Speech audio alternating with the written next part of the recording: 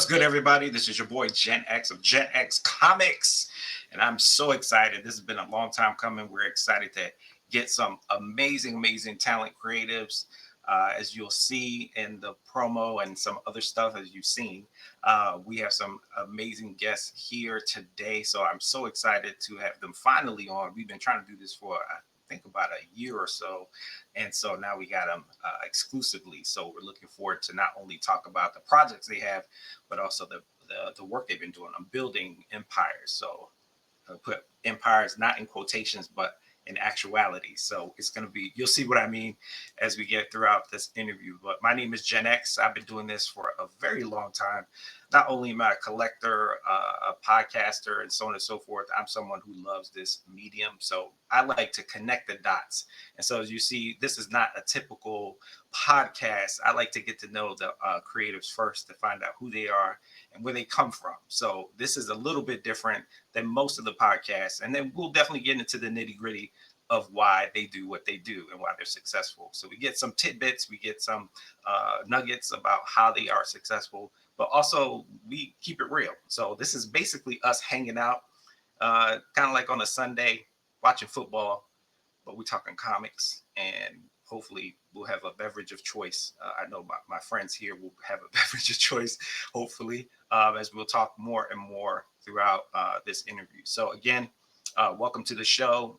This is the second year running. I am running my 5th Gen X Con, so be on the lookout for that. And we're going to start the show because I got a lot of questions and they have a ton of stuff to put forth and to get you all excited about the new project coming up. So today I have some amazing friends. They're doing their comic book thing in the world, not only as publishers, but also artists and creatives. So I'm going to start off with one of my friends who we've seen at cons. We've seen him everywhere. He's been a trailblazer in many respects. So TJ Sterling's an artist, writer, and the president and lead artist of Rae Comics, Red Arcus Entertainment. He grew up in Grand Rapids, Michigan, where he frequented comic shops and was heavily influenced by 1990s illustration styles. And in 2001, which wasn't that far long ago, he moved to New York and attended art college. And during that time, worked at Marvel's Bullpen later. He also worked for Dark Horse and Aspen Comics. In 2015, he founded Rae Comics and launched its first title, Alchemist. I hope I'm saying that right, my friend, because I've been studying it over and over again. I'm particular about names, so this is something I try to make sure that I get right. And it's a sci-fi martial arts action series. And beyond Alchemist, he also co-created space opera comic Joysticks Angels, which is really dope and very I was actually looking at it the other day and I was like, oh man, I can't believe I missed this one. So I'm glad I was able to pick it up. As a creator, he committed to telling stories about underrepresented characters, blending Eastern philosophies and breaking away from traditional American comic tropes. And I thank you for that because we definitely need representation now more than ever. With that said, we have his writing partner and creative extraordinaire. We are also joined by Ade Heru, who is a multifaceted creative writer, consultant, game developer, and editor whose passion for storytelling has been a driving force throughout his life. Ade's formative years were marked by an insatiable appetite for science fiction, fantasy, and anything out of the box, consuming a wide array of media, from print and television to radio, film, and interactive media. And Ade's professional journey began as the head writer for a startup multimedia studio, a role that provided invaluable lessons and experiences. He has applied his learnings across numerous projects, continuously expanding his creative repertoire and writing under the pen author name Author Heru. So Ade has collaborated with top talent in the indie space and launched his own intellectual properties, including Shadow Boxer, a gripping tale of an urban vigilante battling corruption and apathy in his city, and a nod to the classic pulp and golden age comic heroes of the past. I won't get into this partnership just yet because I really want them to really elaborate on what's next, because the Kickstarter that we are going to talk about today is a collaboration between these two gentlemen. TJ, why don't we start off with you with the origin story of TJ Sterling? Yeah, Trying to think origin story. It is for me. It's a blurty origin. It's just mostly nerd stuff. I mean, I had I'm the oldest of five siblings. I've got a bunch of cousins and stuff, and most folks in the family, I would say, are pretty sports related. A lot of sports people, a lot of basketball, football.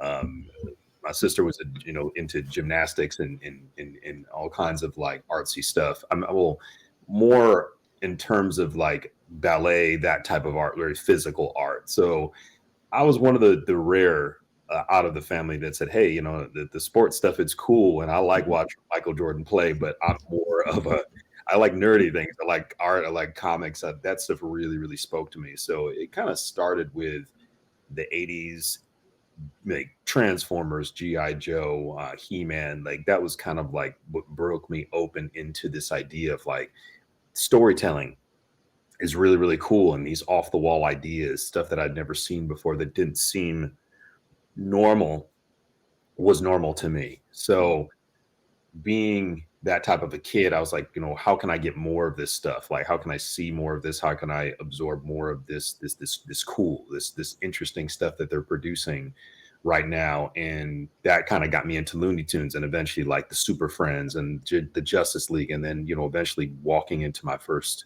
comic shop in the late '80s and being like, ooh, what is all this stuff? You know what I'm saying? Like, what is all this? The colors, you know, the tights, people get punched, the beautiful women with the hair, like, just it was just very attractive, interesting environment to me. It was awkward, it was weird, it was cool, but it felt like home, and that kind of just put me on this trajectory of reading comics, collecting cards, playing, trading cards with friends in, middle school and high school, and then eventually starting to get into anime. And I loved anime so much because to me it was that thing that was just as unique as comic books were, in the 70, the 80s and the 90s when I really started reading them. Anime was something that really, really caught my eye. I was like, this form of storytelling is just so unique. It's different. And I started discovering manga and, how the relationship between that and comics and how they were similar but different. And even how the storytelling was different. And I said, oh, I would love to create my own story someday. And it was just more of a pipe dream because I honestly didn't know how to do that. I didn't even know what, there was no class on that. And whenever there was a comic book class that would come through to like a local community college I'd attended as a kid, or I just was like, how to absorb all of this art stuff. So I just took a lot of art classes and, being somebody who's very persistent and on a mission and doesn't, accept no for an answer on anything. I'm like, okay, well, what way can I load up all of the art classes? How can I load up the instruction, as much as I could? So summertime, when some kids would go to camp, I would go to a local art college and take, extracurricular classes, just learn stuff. I, have lunch and, during the breaks and watch Bob Ross paint while I was eating my turkey sandwich. You know what I'm saying? Like that was my summers for years, just like going to these off the wall classes, just trying to learn more and more about storytelling and comics. Because again, this YouTube wasn't around then. There was no, even DVDs weren't a thing. So, and there was nothing on tape about learning how to do comic books. It was very much a trade secret. It was kind of like within that space, you'd have to figure out a way to be in. And a lot of artists will tell you stories. Oh, I washed the brushes for Frank Miller. Or I drew the cement wall in that particular background, and that's how I got my start in comics. It was those types of stories you'd hear. I'm like, oh, that's really cool. I want to draw a brick wall for Frank Miller. Like, I want to do but things were changing so rapidly, and I think that's the cool part about being a kid from the '80s and really forming your interests in the '90s and the 2000s. That things were just moving fast, fast, fast, fast, fast. So um, I'm like, okay, how do I load up these art classes? So I finished all my curricular, all of like my courses that were mandatory. I finished in like 10th grade. So I was like, okay, what credits do I need for science, for math? what do I need to get out of the way so I never have to do this again? Because That's what's up. like I hated math so much. English class was okay. That was cool. I like that. I could get with the creative writing aspect, but like, what am I in science class for? What am I in economics for? I'm not, none of this stuff is going to be helping me with my journey. So like once I figured that the loophole out, I was like all art classes. So from like junior year to senior year, I did nothing but I had like 5 art classes and then maybe one remaining like mandatory class that I had to take. So I was like racking them up, painting, drawing, 3D animation, storytelling, whatever I could to like get myself seasoned and ready. I just had a feeling this was the right thing to do and no one stopped me. So I was like, oh, this is great. So long story short, that was in Grand Rapids, Michigan. I moved to the New York area 2001, go to art school. But, you know, I think like anybody else, you kind of get sucked into this idea of like partying and hanging out and doing all that stuff that people be doing in their 20s and just like, oh, that's really the lit thing is the partying, you know, the girls, the like going out, you know what I'm saying? Clubs, you know, not remembering how you got home the you know, that previous night. How the fuck did I get home? So you know, it was a moment where graduated. I actually got an associate's degree from a college called Catherine Gibbs College, and they went out of business because apparently they were scamming people. They were basically telling you, "Hey, we'll get you into the business of whatever you want to do," and that never happened for a lot of kids. And I was one of those. So they ended up going out of business, and that was their story. But I had this associate's degree in this, you know, full on interesting experience. I milked the hell out of that, you know, and I was like, I had learned so many cool things and I originally wanted to be a game developer, a 3D animator. So I'd learned Lightwave and how to animate models in Lightwave. If anybody knows about Lightwave, that shit is old as hell. And no one uses Lightwave anymore. But this was before the advent of like 3D Studio Max and Maya and the industry standard programs that we see today. So something was happening during that time where I was very, very, very interested in doing, you know, something with storytelling and with art, but I couldn't put my finger on what it was. And you know, again, I had about 2 years between 2003 and 2005 where I just kind of hit an interesting spiral of depression. Like I just didn't feel like I was going in the right direction at all. I said, what is there? You know, I came here for this reason and I thought I did, but now my direction is it's in the mist. No idea what the fuck I'm gonna do. So started really thinking about like what made me the happiest, you know. And I tell a lot of kids when I'm doing podcasts or I'm doing panels, what really makes you happy, what strikes you right here and you know, at your heart, or what do you feel, you know? And for me, comics were it always went back to comics. It was the happiest when I was at a comic book shop with my brother and my mother, and I was reading comics, or I was trading cards and I was talking about these characters. That's what made me my happiest. So I was like, let's go back to that. So I knew I needed to go back to school, get a full-on degree. I did that in 2006 and thought, oh, hey, I'm gonna be able to transfer these credits over. Lo and behold, I had another 4 years of school I had to do to get a degree. So yeah, y'all, if anyone's watching, go to the regular 4-year university if you're going to go. Don't do a trade school. It's not worth it. Long story short, my professor says, hey, we can get you an internship at Marvel. Your grades are great. You're doing really well. Let's work on this. So I get, as a senior in college, an internship at Marvel, which really helped me understand the mechanics of the business, like how production works, how design works, how the whole streamlined soup to nuts like production of a book works, which was really, really informative. It was fun. It was interesting. It was new. You know, all the interns would get free comics every week, which was like the best. You know what I'm saying? That's like gold.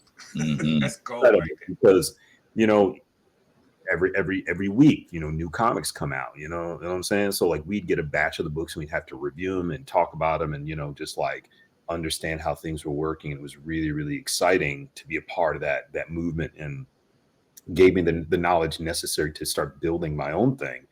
And, you know, I did see too that while it's great working for a big company like Marvel or DC and having that experience, it is, you know, a very realistic thing that you could draw Spider-Man for 100 issues and never own that character. You could be a seminal writer on Wolverine or the X-Men and never own a piece of those characters. You could spend 20, 30 years on one IP and it never ever be yours. And I just couldn't, the math wasn't mathing to me. I was like, I can't spend my time working on something that I'm not going to own. Like, that doesn't make any sense. Like, you know what I'm saying? It's like, okay, I'm going to build this house and then I got to walk away from this thing that I built, that I helped build. Like, I just couldn't fathom that being my reality. So this idea of wanting to draw for the big two was something that kind of, again, started to erode. And then what took shape was this idea of me wanting to start my own company. And that's kind of the origin story of Rae Comics and where we're at right now. That's insane, man. Yeah. Wow, you literally I think that felt like my childhood relived all over again. I think many of us can sympathize and also you know, contemplate all those things that you just espoused and talked about, because like you said, even during the 90s and early 2000s, those were kind of just like, you know, it was a difficult time, especially with everything that was going on and people not owning their own IPs and not owning their characters and working all those years. And you still see it at cons, right? You still see folks at cons who are just, you know, at tables and they're like 70 something years old and they're, you know, signing, you know, books and things that they don't really own. It's great to see them, but like you said, they don't own any of those characters. So to what avail, right? So wow, thank you, TJ.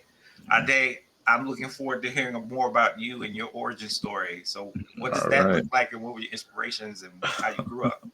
It looks a lot like TJ's, actually. 80s baby, grew up with all the classics, all the greats: He-Man, G.I. Joe, Thundercats, Silverhawks, Gummy Bears, all that good stuff. I grew up in my family was kind of weird socioeconomically, so sometimes we'd be up and then sometimes we'd be down.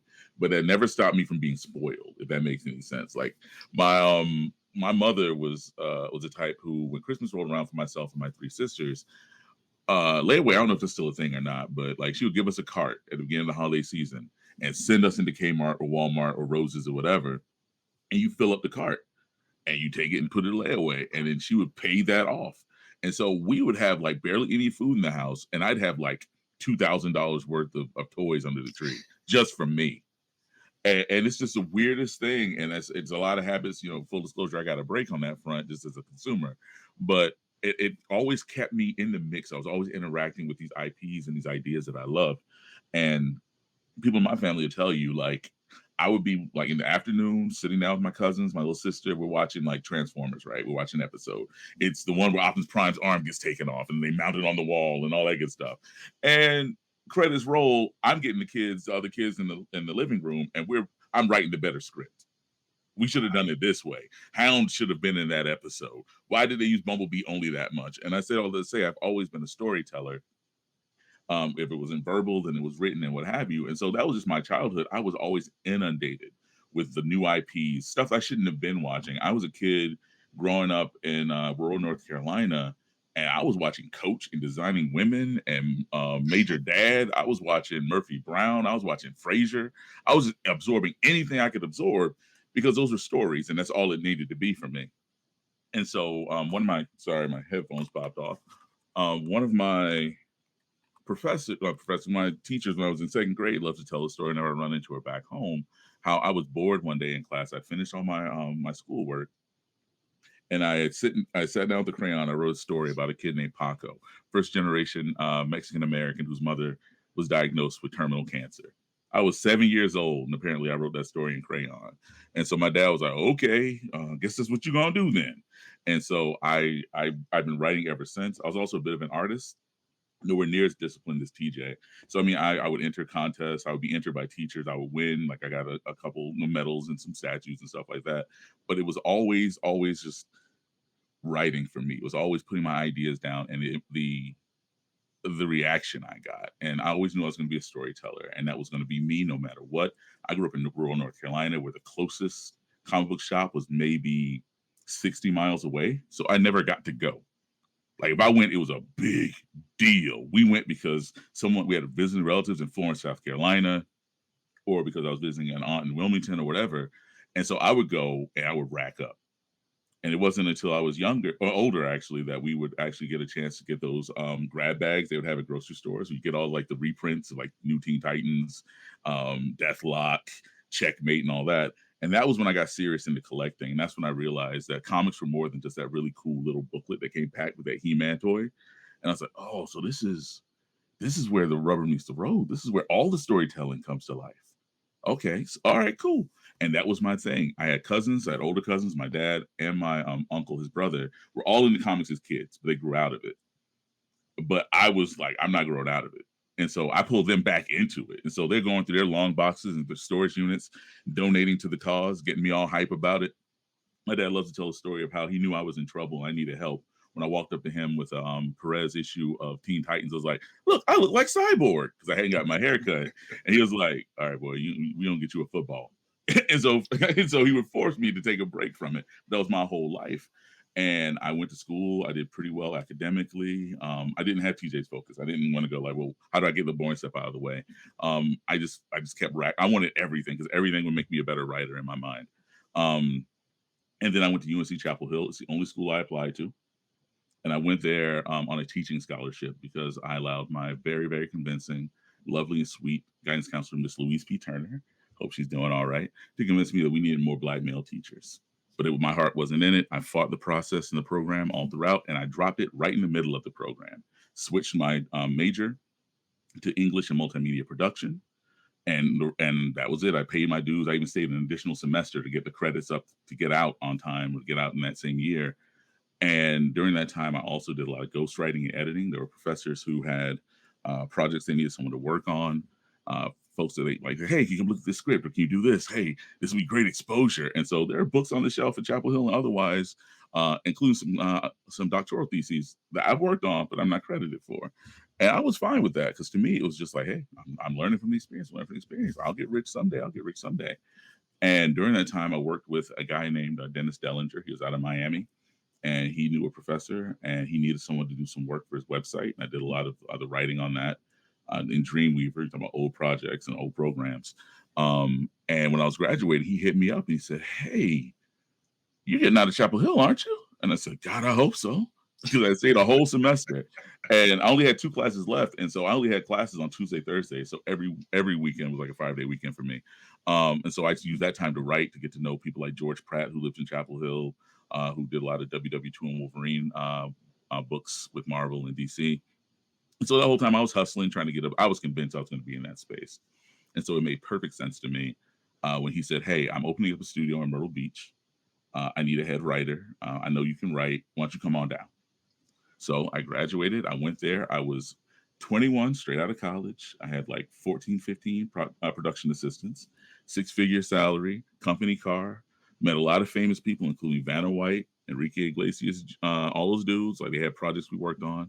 And then the whole place fell apart because Dennis had he had a special kind of diabetes where he really loved that booger sugar. And whole thing fell apart. And I was like, well, damn, all right. And I was young and I was dumb, and I was convinced that that was going to be the shot, right? Like, that was what you like. I mean, that was, it lined up. Like, I got out of school, I had great grades, and this dude just served up a destiny to me. And it was like, you know what? I guess I need to get back on the grind and the hustle. And so I applied for some work, couldn't find anything local in Myrtle Beach, and so I moved to Baltimore in 2007. And I got into corporate America. And I never lost my love for comics. As a matter of fact, when I came up here in 2007, I went to Baltimore Comic-Con that same year, a couple months after I got in. I went in a suit. I went in my Sunday best all 3 days. At the end of the weekend, my toes were bleeding. But I passed out my business cards. I got to know people and all that good stuff. And I actually ended up working with Heritage Comics, HSQ. Shout out to Tyron and Andre and those dudes. And wrote a book for them called Webspin. I wrote issue 1 of that under my old name, Ade Hill, before I legally changed my name. And it was always just something that was there. I was in a big city now. I had access to comics. I got a job as a direct mail copywriter. So I had a paycheck. And I was like, oh, it's going to be what it's going to be. But then I got into that rut that you get into where you're not bitten by that bug of destiny. So TJ talks about sitting in those meetings and being at work and going, I don't know. I might need to blaze my own trail. For me, the conversation in my mind was, you're comfortable. Mm. Like, it's okay if you really don't go there. I mean, people are you've done stuff already, like, yeah. And so that's what I told myself for a number of years. And I would work with folks. I would ghostwrite again. I would work with people like Roosevelt Pitt Jr., who does Purge. He and I are really close, so did a lot of work with him, including his animated project, Astounding Adventures, we worked on together. And I would do all that. And year after year after year, I was working my way up in corporate America. I was making this amount, then this amount, then this amount, then a manager, then a senior manager, then a director. And I'm sitting there feeling good about myself. But I'm also like going to work. And then I'm also taking that money, I'm buying comic books and anime and manga and video games. And I'm sitting there, and the same little boy who at 3 years old was like, I don't know what they're doing on G.I. Joe this week, is sitting there looking at Marvel and DC going, wait, you mean everybody's got a symbiote? Everybody gets Thor's hammer? All the X-Men get magic swords? Like, we're looking at Batman. Wait, you rebooted the whole universe and he had 5 Robins in 5 years? And that same little boy sitting at me going, you can do better than that. You can do better than that. You come on, if you're getting this mad, if my then girlfriend, now wife, had to sit down with me, we go out to dinner, we sit down, and the whole conversation is about how dirty they did Dick Grayson that week. And she's like, okay, so you ain't over it then. You ain't comfortable the way you want to be comfortable. And so that was the demon I was fighting. I was always, doing just enough to say for that year, hey, I got some logos done. Hey, I got some art done. Hey, I wrote this script, or I started on this script. And it was just that void there. Like, I'd never had, again, that realization that TJ had during those formative years, where it was time to make a mess or get off the pot. And then, I got serious again around the time I was working with Roosevelt Pitt, and I went to Baltimore Comic Con, and I got to see all the folks who looked like me and think like me and act like me, who put up or shut up. And one of them happened to be my brother TJ here. He was there with his actual brother at a table. And he flagged me down. And he gave me the pitch for Okamus. And I was like, yo. And that's another thing. I grew up in rural North Carolina, where unless you went to like a big city in NC, you didn't have cons. So people like Chris Claremont, who was a major influence on me, people like Christopher Priest, Dwayne McDuffie, the people I would read when I could get my hands on a book, they might as well have been Michael Jordan, who's from North Carolina. They might as well have been Michael Jordan, because they were that far away from me. It didn't dawn on me that they started off as a little boy or a little girl, a little person, or whoever they were, who picked up a book and thought, I can do better. I can do better. And so I fought that back and forth. I would, do all that work, but I ran into TJ and we hit it off. And I never eased up on the throttle in getting into the industry in that way. And that, like, I didn't immediately leave his table or the table where I met the other folks and just put a book out. But I was like, you know what? I could probably and should probably take this seriously. Like, if this is really what I want to do, and I've got this stuff lined up, I'm comfortable in this side in the day job. And for the odd day job, I need to start doing that work. And a couple years go by. My wife and I get married. We buy the house. We have a little boy, my first son, Corey, born in 2020. And then my phone rings a couple weeks later, and it's TJ. And he goes, "Hey, I want to work on this book with you, dog. I think it'd be really good if we could." And that was it. Like, I know that when I talk to folks about what I do, they get really hyped and really excited. But I know folks go looking for me, they don't find me. It was like, well, where you been? Like, you said you do all this stuff. I was like, well, I was in the cut for a minute. Like, there are people who have probably been on your podcast or have been on other podcasts who tell you when they needed a consultation on the script or when they needed someone to float them that last 500 to get to their Kickstarter. Like, that was me. Like, I love this work. But talking to people like my brother TJ, he was like, come on, man. You're going to sit here. Like, what value do you really add? Like, it's great to be able to help people across the finish line, but you should be in the race yourself, which is how I end up on your wonderful broadcast today. I decided it's time to make a mess instead of just sitting on the pot. So my journey has been one where it's been a lot of double dutching, where like the rope's going. I'm like, am I hop in? I'm going to hop in. I tend to be risk averse in general, and I tend to be a type of dude who builds a life where I want to be really comfortable. And comfort is the opposite of what you want when you're really hungry deep inside. And so this conversation that we're having is part of this coming out party, this shot across the bow for not only the Black indie space, but just writing and narrative storytelling, sequential art, storytelling in general. Like, I'm ready. Like, I've given corporate America 20 years of the best they're going to get out of me. But you don't get rich on a W-2. And I don't know if you bought eggs recently. You got to be rich to make this all make sense. So the book that we're here to talk about today, the books that I'll have following up on it for the Giant Killer Press imprint, all of that's going to be me taking this seriously, me being a better writer, a better businessman, and a better, not only person who puts demand but supply in the industry that I love so much. God, thank you for sharing those stories, man. It gives me and a lot of people probably listening kind of, you probably get a lot of heads nodding, but at the same time, I would love to dive deep into this conversation about the community that you all found, built, and eventually, even your own companies, right? Establishing your own companies, and not just about resiliency, but thinking about how you actually just said to yourself, I'm worth it. I'm worth the gamble. And also I'm worth because it's me, it's my stuff. I'm good at what I do.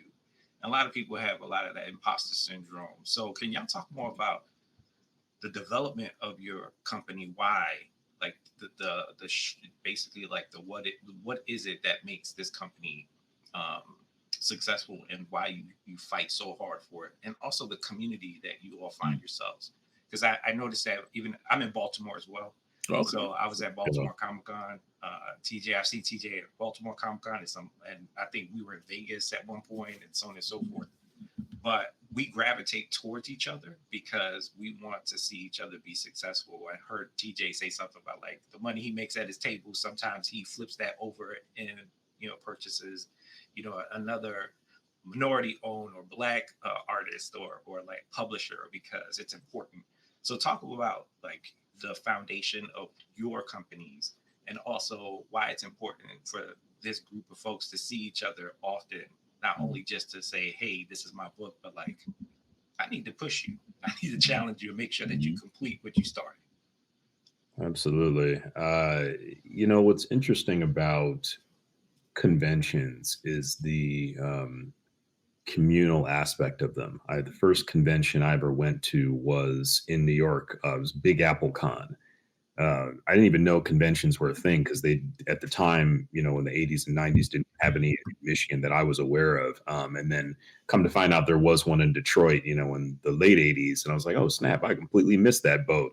But first convention I ever went to was Big Apple Con, and I would see some really incredible artists in this tiny little room selling stuff. And there was like, exclusive, interesting comics. So like when I started going to conventions, there was a certain rediscovery of the wonders and the joy that being immersed in the environment brought, and just this love that so many people had on different levels, whether they were fans or artists or collectors. Because anytime you go to a con, there's just different types of fans. Like, hey, I'm here for that, very, very rare gem, the key issues of Spider-Man or Wolverine, the ones that nobody can find. Some people go to a con just for that, or some people go to a con to support indie books, or some people go to get their sketchbooks filled with whatever artists that are there at the show. And you experience and engage with all these different types of people, and it really is powerful, fun, unique, and just really, really different, And I was just like, man, this is so fucking cool. I just love this. I was like, man, how do I generate something very similar with, like, if I'm gonna do the thing, like, how do I make it like that? And because I had came from this like obsessive kind of, background of just like, I want to be great at something. I really want to be good. Cause I mean, Ade and I come from this generation of like the Michael Jordans, the Michael Jacksons, the Mike Tysons. Dude's named Mike, yeah. Dude's named Mike that were killing it. and like, this generation of like, you have to work extremely hard at your craft to become great at it. That's just what it is. We didn't have the tools and all this stuff to kind of make our lives easier. We didn't have the hacks. We just had to be, the thing. We had to be the guy. And to do that, it's just practice, practice, practice, keep going at it. So, during my senior year of college, while I was interning in Marvel, I had released the first first, I think 8 pages of what Okemos would eventually become. It was like my test issue to kind of see how well I could do it. And it was painful. It was tough because I was like trying to pull together all the experiences, the knowledge I learned at Marvel, and then my 4 years being in school to like put into this book that's perspective, anatomy, storytelling, lighting, color theory, everything under the sun you needed to really, really know. And I think so many people now are adept at all those things you can kind of hire out. You can hire an artist and a colorist and they know all that stuff. But to be really, really successful, in my opinion, you have to understand what's good. You can't just give it into the hands of someone else and hope that it's good. You really have to know. So this idea of working really, really hard to make something great and not disappoint people, because I was like, man, if I'm gonna come out with something, I don't want to disappoint people. I'm a fan too. Like, I don't want a book that's trash. Like, I don't want it to be mid. Like, I don't want to put out anything. Like, even my first book that has a lot of errors and stuff. And I look at it now, I'm like, oh shit. God damn. Even my first book, like, it stands on enough knowledge where I'm like, okay, this is a decent first offering. So, number 2, number 3, number 4, number 5, number 6, like, I really got to come correct. I got to level up in every single way. So it's like constantly building like personal pressure to be great at something and to, make something that people would love and that would stand the test of time. Because, you talk about albums, if we're talking about the mics, let's say like a Thriller as an example, all the work they put behind this classic, it's going to be a classic for the rest of time. And while I wish, that I could make a classic with every single book, I know it's not possible, but I'm definitely going to try my damnedest to make something that is a classic that stands out from the pack. And I do feel like the 90s reached this kind of like zenith of comic collecting, where it was like the inflated market value of what comics could be made it, uh, like a house of cards, if you will. That eventually this thing was going to crumble, and then the marketability, the value of specific books would go down. But then there'd be a flood of a market of all these different types of books. So how do you stand out? How do you make something that's different? And to me, there was never enough diversity in comics. And mind you, comics were an industry created by Jewish men, really about Jewish characters, and that's cool. Like, I don't think there's anything wrong with, like, y'all made it for you and now we can make books for us. Like, and I think that's why my hat goes off to guys like myself and Ade, who are interested in making stuff that's unique, and guys like Edgardo, who make La Bori Kenya, and guys like Greg Anderson, Elisa, and Newton Lillebois, and Tuskegee Ayers, and all these really, really cool people that are making stuff that is connected to them and that they feel, and I think that to me goes back to the soul of comics. When you had, 2 Jewish immigrants talking about the immigrant story with something like Superman, was very much indicative of their experience, and it was authentically to them. It was an independent comic book that became picked up by a major publisher. Now, the same thing we're doing, decades and decades later, we're making independent comics, true, genuine story ideas that mean something to us. And I think that's why when people come to my table, they feel like they're family. They feel like they're welcomed, because I am making stories for you. Like, I'm making stories that, yes, I come up with, and I come up with these ideas, but it really is y'all that help me continue to make them. So I would say that storytelling is so profound. It touches people in various different ways. And to be able to see some of that, it's like a drug. Like, this is what I'm addicted to, seeing people happy, seeing that young kid that looked like me in a day growing up come to meet me at Baltimore Comic Con in like 2016. And then I see him 9 years later, and he's like almost a grown man in college, about to go to college, but he's been buying my books ever since. And like, that type of thing is so powerful, because what the thing is the gateway drug. Comics are the gateway drug to everything. And that's the beautiful thing about comics, because everything starts with a sequential story: a video game, a TV show, a movie, an animation. It all begins with sequential storyboarded characters and ideas, plots, and all this stuff. And comics are really the thing that spark the creative brain for every young person. And every person's a storyteller. I mean, even somebody like a Simone Biles is a storyteller when she's doing that gymnast thing. Like, and even somebody who's an NFL player. One of my favorite players was Barry Sanders from the Mhm. Detroit Lions. Like, a storyteller, Yeah. a creative on the field. Like, that was poetry in motion. It was art, and everybody has a way to do it. And I do think that comics kind of like spark that brain. I mean, you like, just the last thing I want to, I don't want to talk too long, but, I was at this, the legend has it panel at New York Comic Con, and there's New York. I'm sorry, it's in New York, and I'm sitting in the front row, and we've got Nas, Raekwon, Ghostface Killer, Slick Rick, um, the dudes from De La Soul, DJ Premier, and these cats I loved growing up. Their music was incredible. It was very inspiring to me. But then they're like, oh yeah, we all loved comics growing up before we ever became MCs, because we ever got into music, comics were the thing. Like, Mhm. and I'm like, that's what I'm saying. Like, it's such a powerful gateway drug that allows you to get into all forms of storytelling and performance. So to see what type of seeds these books can plant makes it more than just pretty pictures. Like, this is changing lives. Yeah.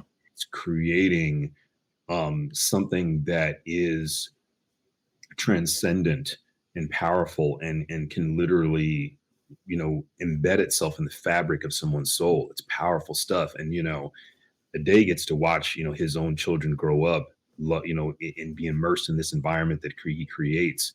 And, that's such a blessing to be able to see someone that you care about find something that they love. And again, what we do is comics are just very spiritual. I think they're just very beautiful things. And, when people get to see them and experience them, it changes their life.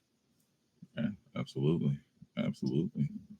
I don't really think there's much more for me to add beyond that, beyond the fact that, again, when I grew up, this was all alien to me. It was escapism. Like, it was just like, oh, my home life is less than ideal. And then look, oh, it'd be great to grow up at Batman's house. I mean, sure, you get shot at every night, but I mean, you get to drive in a rocket car, you get to throw boomerangs, you get a British butler who was in the, in the Secret Service or whatever. Like, that was what that was. And for me, a lot of it was just emptying myself into that. Um, I'm that guy who got way into it, as far as like characters go. Like, I could tell you every Robin's middle name. I can tell you Batman's blood type. I can tell you I know Clark Kent and Lex Luthor have the same middle name, Joseph. Like, that was what I got out of it. But as I got older and I grew up, I started to realize the business side of it, and realize what goes into it. And like I said, I wasn't exposed to that. It wasn't a regular thing. I didn't have anyone in my family who did that. I had people in my family who owned businesses, but very few people in my family were creatives. They had an appreciation for it. So stepping into it and then getting my idea for my first company was Throne World Entertainment, is what I called it, THROWN. Mainly because my name means firstborn prince, so I always tried to play on that. So it's Throne World Entertainment, but then eventually became Giant Killer Press. And during that evolution, me as a person, I evolved to gain an appreciation for industries. I like the end product of just about anything, sure, but I love the business side of everything more. And so I currently occupy a space where I'm in the learning and development in my day job. I was just ended a 10 years director with the United States Postal Service. So I was in charge of the training for 640,000 people. So I'm in meetings with like people, like my department had to report to Congress once during the time I was there. Like, we had, like, it was all that. But I'm also the same guy who listens to like WWE podcasts and listens to like the R&B Money podcast. Like, I love hearing how people shape that end product. And growing up, I never had that. So when we step out into the con space and the space that TJ's talking about, where we're touching lives, where people get to see that the thing they love came from a person like them, I think that to me is becoming more and more, increasingly more and more important, because as young Ade, I never had that. Everyone, like, to me, like I said, the writers, like Denny O'Neil and Batman, were the same level of remove from me. Even though one guy is one I could run into at the grocery store if I was in his neighborhood, he was still so far removed. He was just a name in a box at the beginning of the book. But then it dawned on me, like I said, that people have talents, they have drive, they have ambition, and you don't have to pigeonhole yourself. And then when we start to meet these people and they start to see what you do, and they keep coming back for more, It's a beautiful thing, and it becomes a major driver. TJ mentioned my kids. I have a little boy and a little girl, 5.5 and 2.5 respectively, and they are already worse than I ever was. Like, they can't sit down during a show. They're acting out the scenes, and afterwards they are playing it out and doing all that good stuff. And it makes my heart explode knowing that the work I'm doing is going to be for them, but also if I do it right, they're going to be many generations to come who get to look at that and get that same feeling, that same electricity. And then I've done my job to let them know that it's attainable. It's not just a thing you pick up. Just like if you're a kid who really likes corn on the cob, and you go on your first field trip to the farm and you see, oh, there's a tractor and a combine, and once you start to pull those layers back, people start to gain a deeper appreciation, and more importantly, it starts to feel attainable, and they gain a different level of love for it. Wow, I could talk to y'all all day about this stuff because I think the thread that you are both tapping into, one of the questions that I just came up with was just like, when I say the word nostalgia and influence, what does that look like for you growing up? But then what does that look like now in imparting that into the young folks?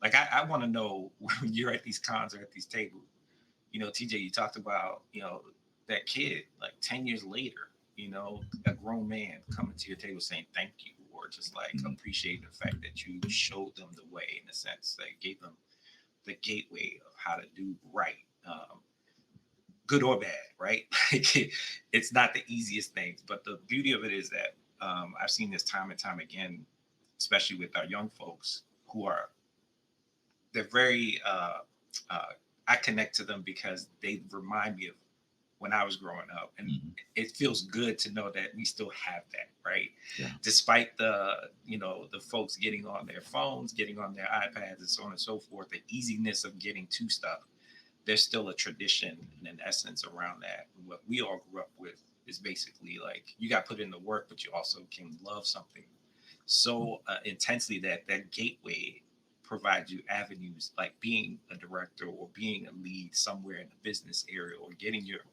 your education, and it may eventually lead you to other places of your childhood. You always come back. It's almost cyclical. So, I don't know where to go with that, because I had a whole like 4 questions, but go ahead. Yeah, go ahead.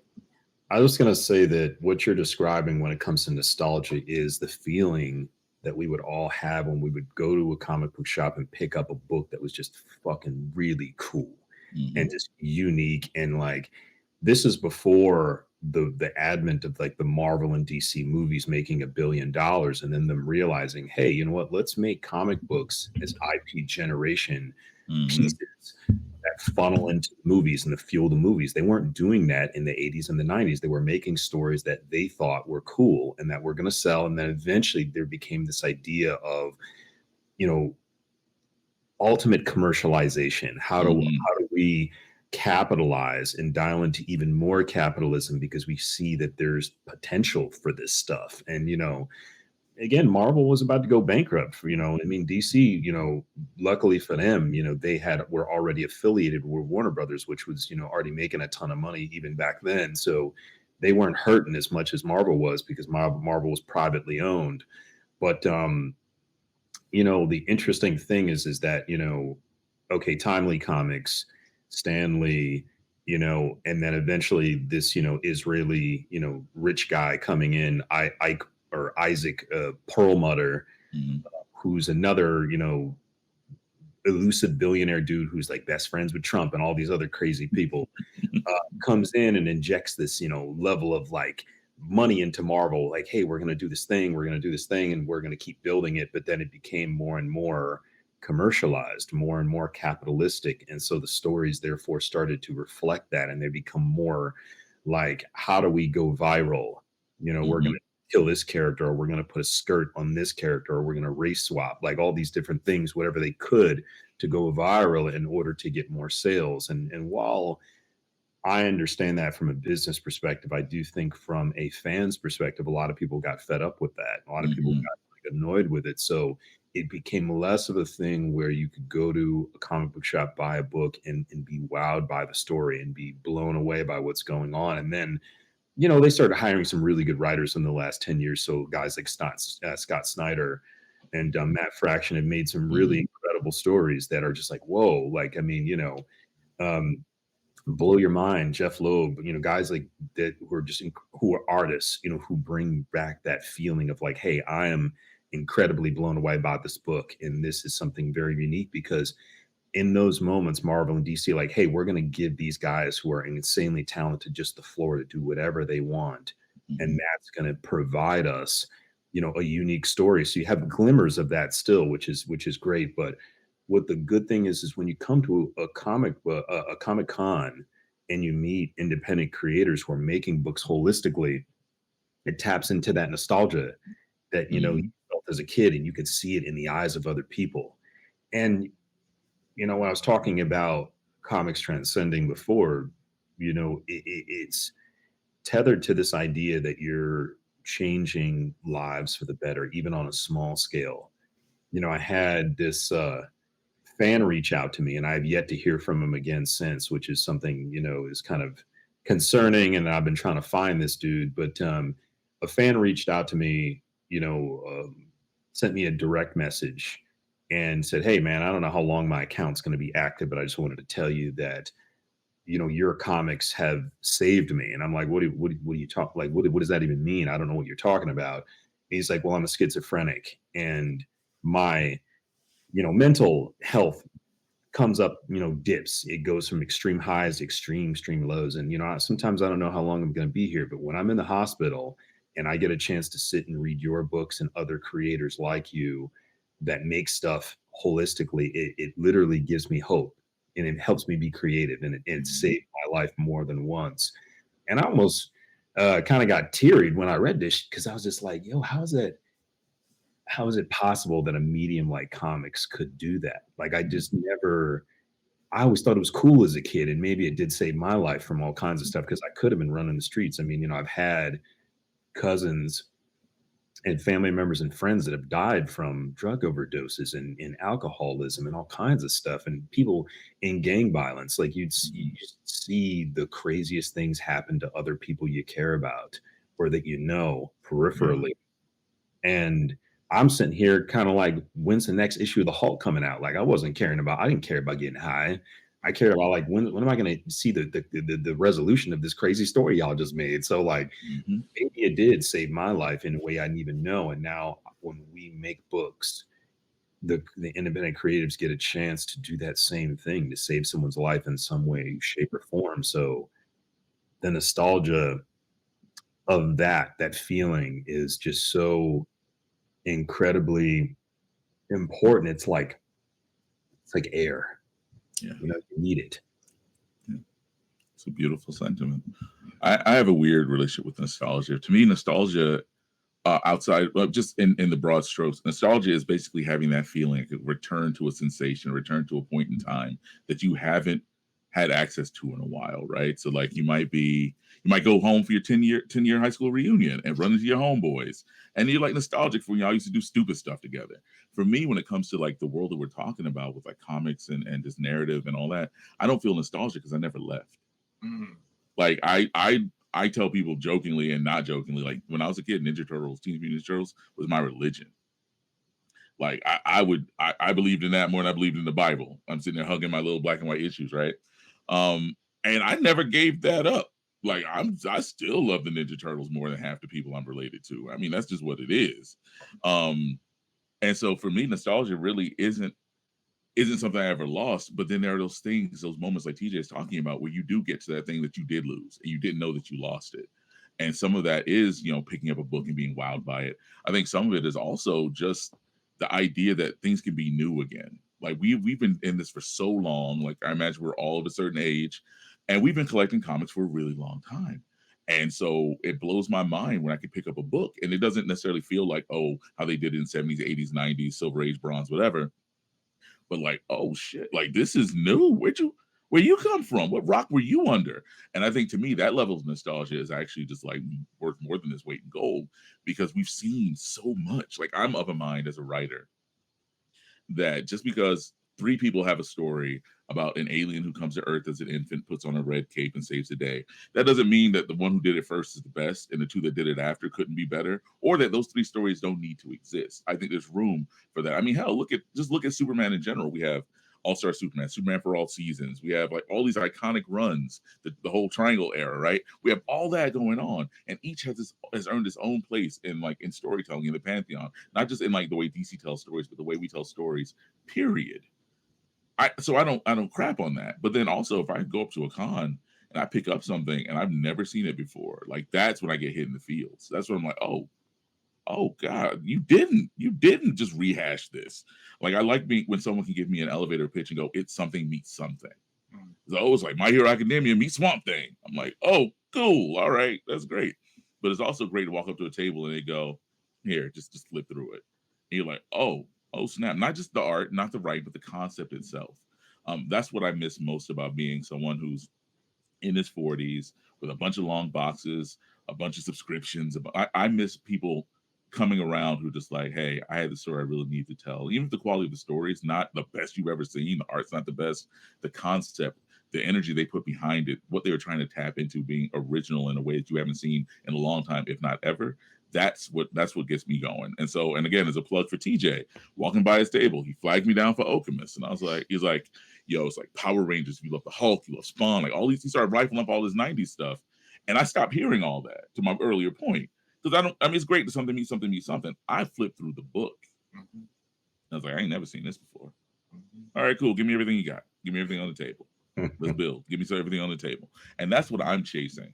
And that's what I chase as a creator, but also as someone on the demand side of the industry as well, is I want you to wow me. I would love a really great Spider-Man story.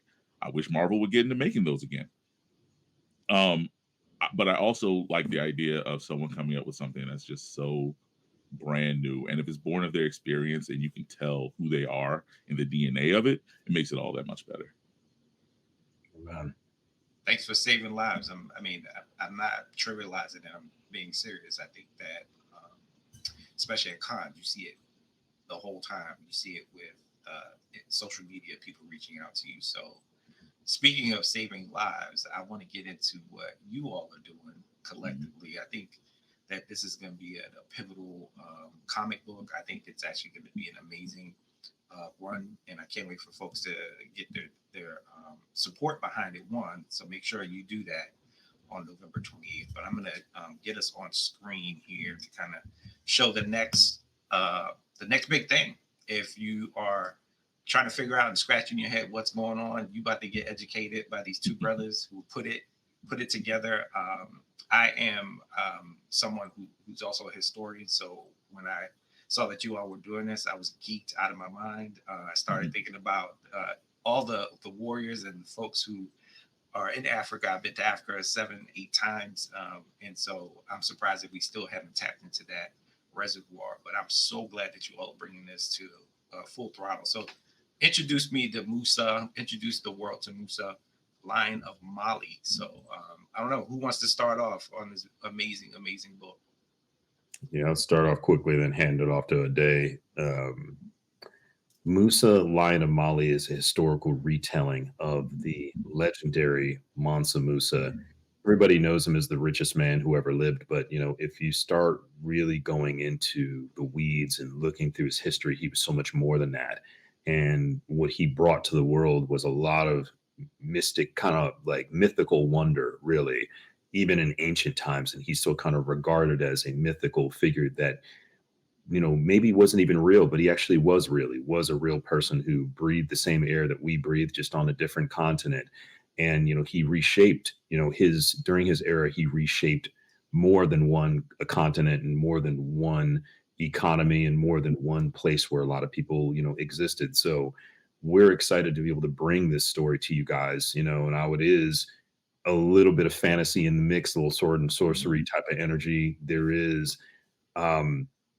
also this idea that we're expounding upon the facts to make something that's even more exciting, a yarn that no one's ever seen before. And this is the first time you're ever going to see, well, we've seen thus far, Mansa Musa in a comic book form, in a graphic novel form. And it's a 120-page book that's coming to Kickstarter on the 28th of this month, Black Friday. It's going to run for about 30 days. So it gives you guys an opportunity to see this incredible book that pretty much is done, with the exception of a couple of tweaks here and there.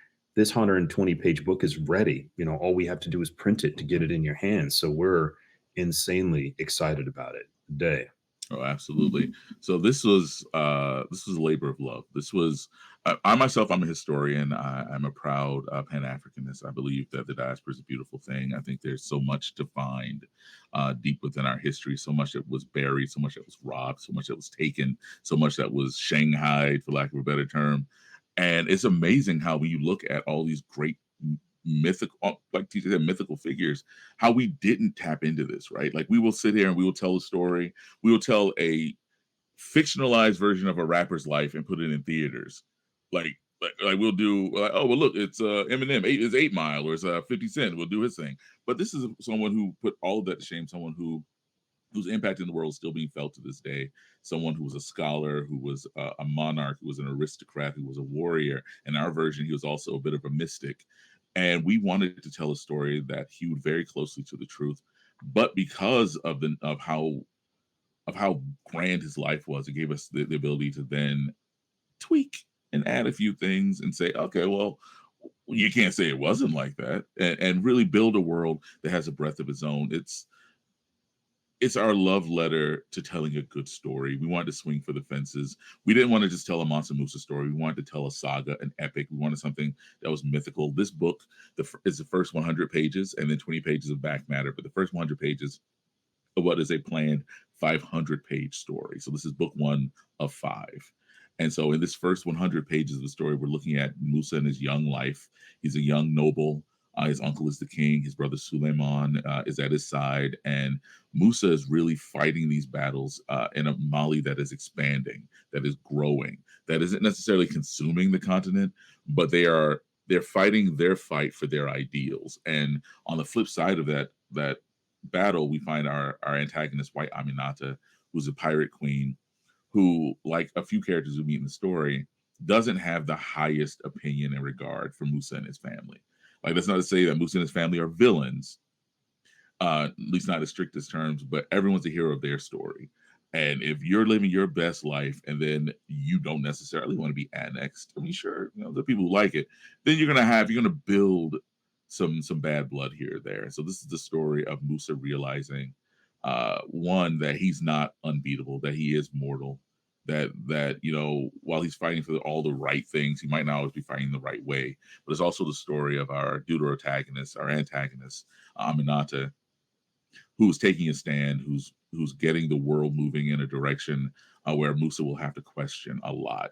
And so this is the 100 pages of watching their fight unfold, of watching their ideals clash, and of watching this beautiful version of Mali and West Africa that we've had built in collaboration with a number of really great artists who, when TJ and I reached out and said, hey, do you want to do it? They jumped at the chance, and we never had to micromanage. We just said, hey, here's the script. And to a page, every one of them came back with like some of the best work they've done in their career. And so we're really excited to share that with folks, really excited to be able to say it's done, with the exception of a couple tweaks. And, come Black Friday, all you need to do is pre-order your copy on Kickstarter.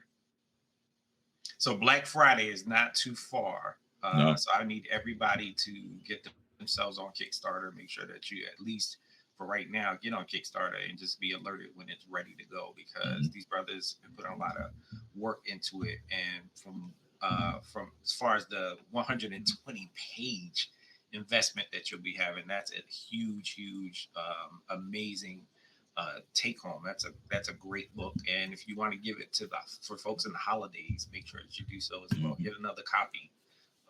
And so, do y'all want to talk a little about the Kickstarter and maybe the levels and what people can anticipate? Absolutely. So Kickstarter is typically pretty straightforward. When you go there, you're able to get the thing that obviously the campaign's about. But with ours, you do get full access to the library of all things Rae Comics. Everything that we've made, you're going to be able to get access to. That's Joystick Angels, that's Shattered Visions, that's Okemos Dark History. everything that I've already published, you'll have access to there, as well as some really cool extras like you're going to be able to get exclusive merch, Mansa Musa t-shirt, as well as White Aminata. They have two very, very cool t-shirts. And there is also a cover A and a cover B. There's the standard cover, which you're going to be able to get access to by Willem von Nomo. And then you're going to get a very, very cool wraparound cover by, Marvel legendary artist, Karen Grant. And there's digital copies of everything if you guys like the digital stuff, and there's just a bunch of really cool tiers that allow you to get as much of this book as possible. Yep. And I do believe our highest tier allows you to be written into the story if you desire. That's like our biggest tier that we have at the end. So there's some really exciting stuff, but it is a very, very clean, kind of like streamlined type of project. Oh, yeah. We want to get the book in your hands, and that's really what our goal is, and that's why we wanted to put up or shut up first. And there's a lot of campaigns like, hey, we got this idea, and it's eventually going to come out. But like, nah, we wanted to come to the table with a fully completed book and said, all we need is your help printing it, so we can just get this thing to you, so you can enjoy it and you don't have to wait. And we're really proud of that. We're really proud of this ability to just serve you guys first, not keep you waiting, not have to make it be a thing like, oh, where's my book? Where's my book? Where's my book? Like, no, you're going to get your book much sooner than you've expected. And what was I going to say? A lot of campaigns they offer toys and knickknacks and all these things. Like, well, this is just about the story. This is just about the books and about getting it to you guys and serving you. Absolutely. Like you just said, it is streamlined. We put all the complications for this project was in the making the project. We put in the money, we put in the time, we had the discussions, we had the strategy and the marketing and all that. That's what we handled. That's what we handle on our end. Going forward, we just want to see what people think of the book. Like, we've been sitting on it for a while. Working in the indie space is what it is. So it'd be great to be able to turn out a book every month like a Marvel or a DC. But if you're watching this podcast, you already know, working in the indie space, that life can get in the way, that projects take the time they take. And I'm really, really proud that this is the first book that I'm putting my name on, that I'm putting my company logo on, that I'm putting out there in conjunction with my brother TJ to be like, look, this is me being serious.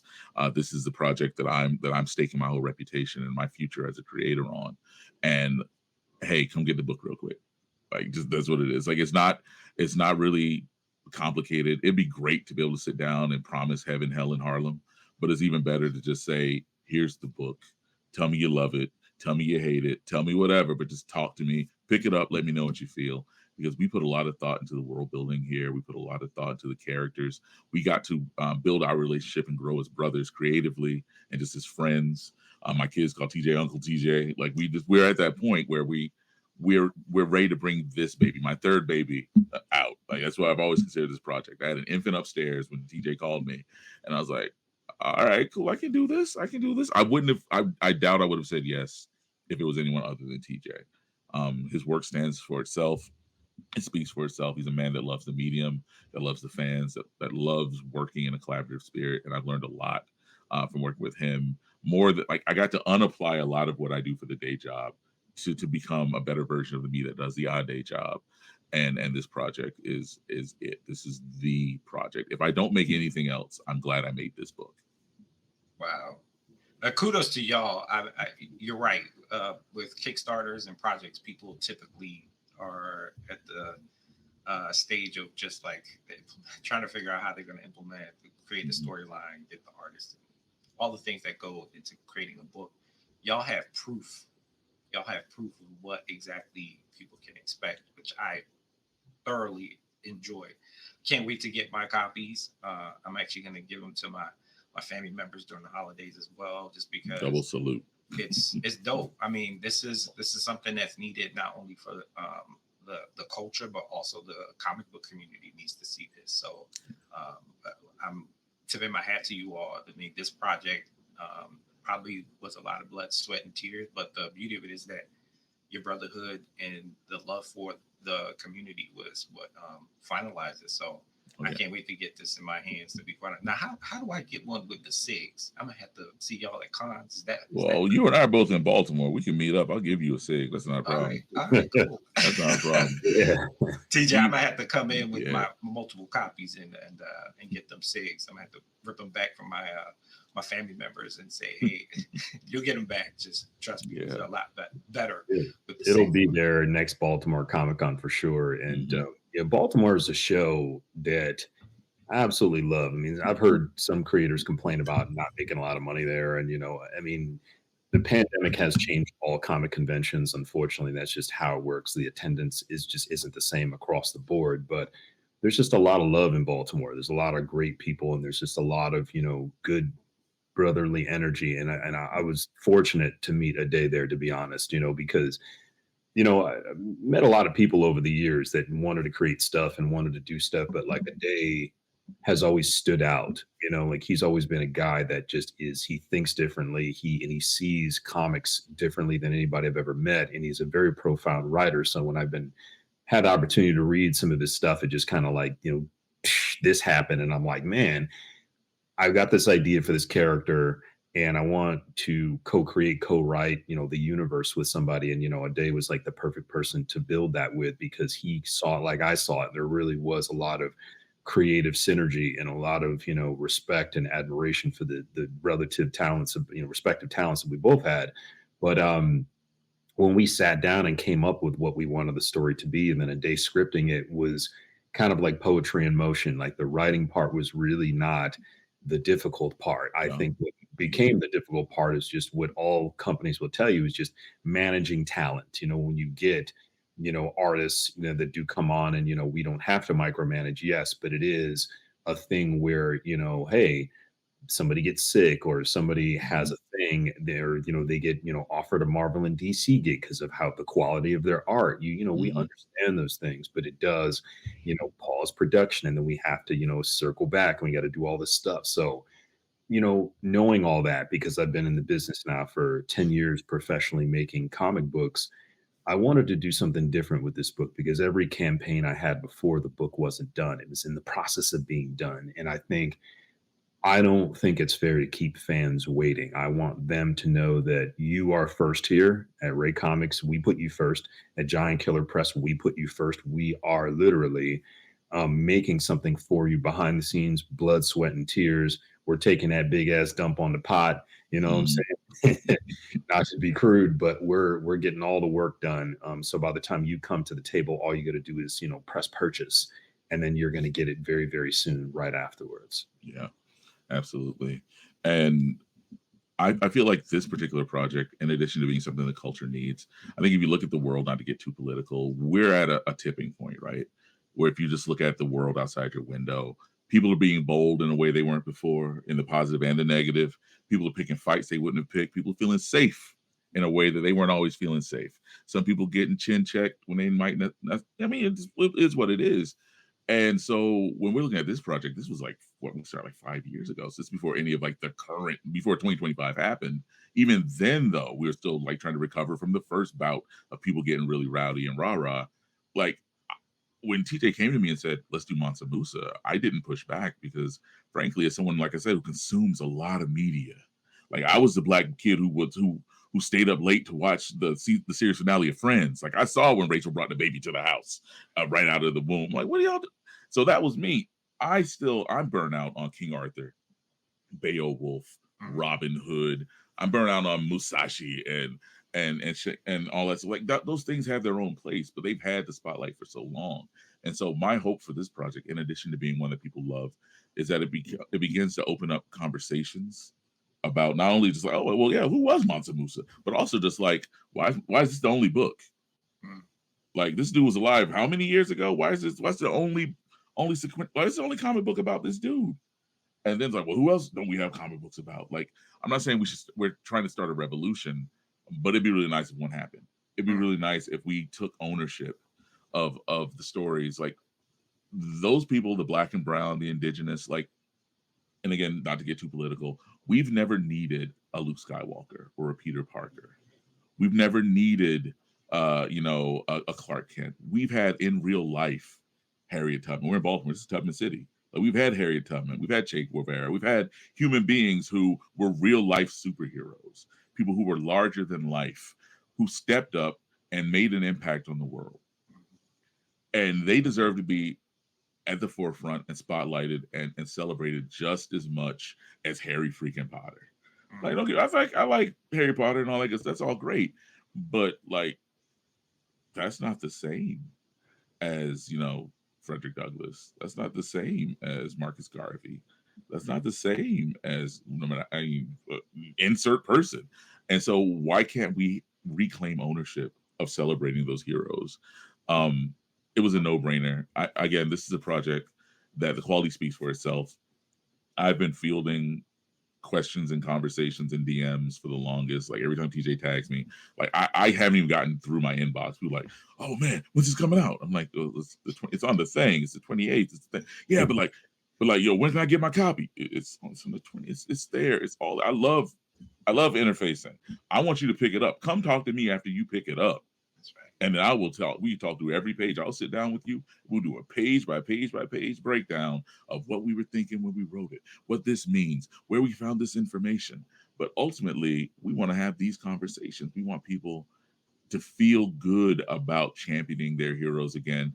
And something that was said to me when I was younger is that a man should always look like his God. And for me, the extension of that is, especially if you create that God yourself. So there is something to be said for representation, diversity of thought, diversity of action and execution. And I feel like this is, again, a shot across the bow for that as well. This is us getting a chance to say, hey, we could have brought you a angry black man story. We could have brought you another narrative about slavery or whatever, or we could bring you the story of someone who, while he has historically had ties to some of those topics, is someone who's so much bigger than that. And this is an open invitation to have those conversations. And it looks good and reads well at the same time. Well, before I give you the last question, I think I have a proposal. The Baltimore Comic-Con next time, we should have a read-through with voice actors going through the book. Maybe not the full 120, but maybe the parts that y'all believe are the most prominent parts, the parts that will get people to say, this not a bad idea at all. I like that a lot, actually. So just put a pin on it. I think it'd be an amazing thing for folks to sit and like hear a read through of like a portion of the book, the comic. Because I think, and then having actors there or folks who are aspirational in some ways to do some voice acting. I was going to just tell the day to narrate the whole thing. So the dude with the exact same voice. All right, you trying to get out of work, TJ. All right, before we bounce, I just wanted to say thank you so much for spending time with me. I know this has been one of the best interviews I've had in a long time, to be quite honest, even at cons or even or virtual. But I just wanted to extend my brotherhood thanks, and whatever you need. I know this is the Kickstarter, but I'm looking forward to more of the projects, the next Kickstarter for the next books in the series. But if there's something that you, maybe a mantra or even a something you want to leave with folks who are watching and listening about what you do and how they should be inspired, what would that be?